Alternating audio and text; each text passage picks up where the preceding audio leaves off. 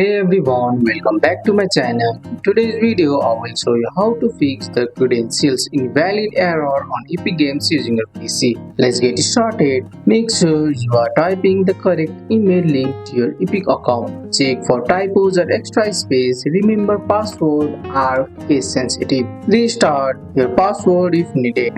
Go to your Epic Game login page in your browser. Click forgot your password. Enter your account email and follow the instructions in the email to restart your password. Once reset, try logging in again and the Epic Games launcher. Make sure your Epic Game launcher is updated. Open the launcher and let it update automatically if needed. Outdated version can sometimes prevent you from logging. Disable VPN or proxy if you are using one. VPN or proxy servers can interface with login verification. Turn them off temporarily and try again. And that's it. Double check your email and password. Reset the password if needed. Update the launcher and check VPN or firewall setting.